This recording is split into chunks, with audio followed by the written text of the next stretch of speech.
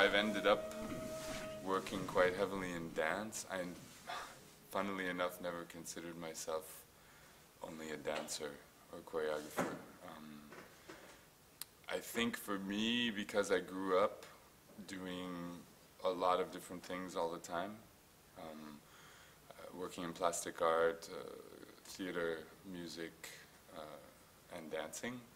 And dancing started off as just something that I liked very much. And then I ended up in a musical theater production through theater, actually. And I had to learn choreography, and I hadn't realized from doing hip-hop and a bunch of other things that I had already had a kind of introduction to dance, even though I never thought about it this way, and that I could kind of do the things. And music was something that was always my first entrance, in a way, into the arts.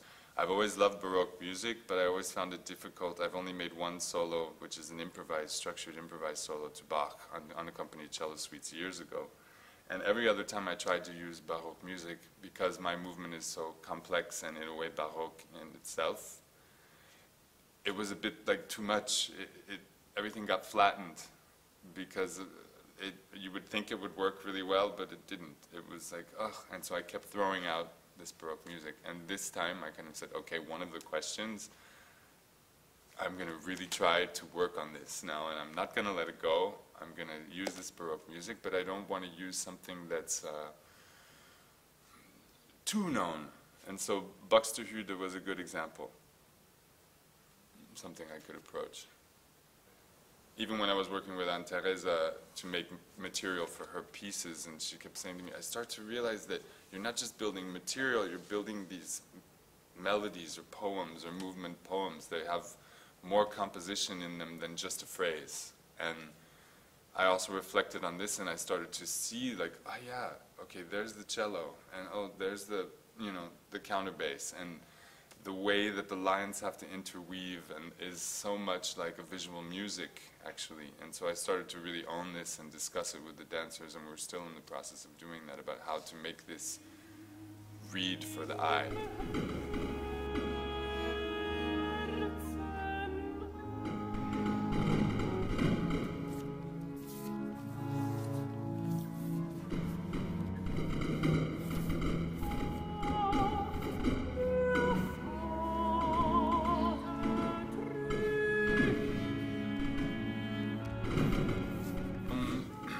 Sake being about pure movement in relationship to music is definitely true, except therein lies the big question, what is pure movement?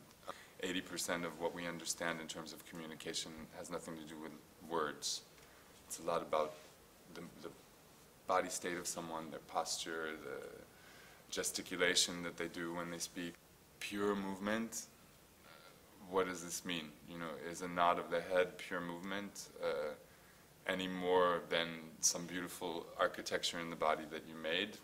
I don't know, but I try to look, how does this read to a public? What can I take from this? And not necessarily in the linear narrative that we're maybe used to thinking about understanding in, but to try to, a little bit like visual art, stimulate the imagination to collaborate with an understanding. And in this particular piece, there's kind of 3 movements to the piece. I kind of tried to mirror a little bit the way that Baroque music was broken up.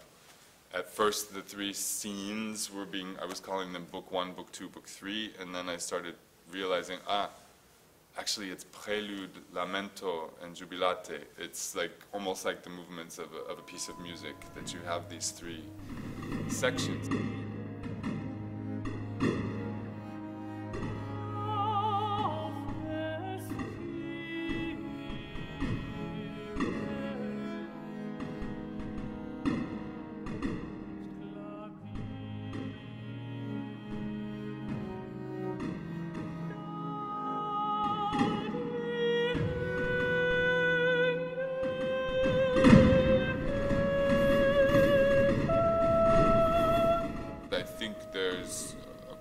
To what we're doing, an integrity. We're really looking toward the renaissance of certain values and certain interests that for a while have been maybe considered less important to a mainstream of contemporary dance for a while, but it has stayed important to me, and it's almost like a resurgence of stating that importance. And I also believe that there's a lot of people in the public who are really ready to return to seeing movement and seeing dance in a well-constructed way. And other than that, I think the set is amazing. I have to say, even if I put up the set the other day, and it was a big risk for us because we don't have a big, huge budget, and it was kind of like when the light was there and everything, I was like, well, at least there's this, you know, like, and the integration of the different elements. I think the way we're playing to the music is kind of different.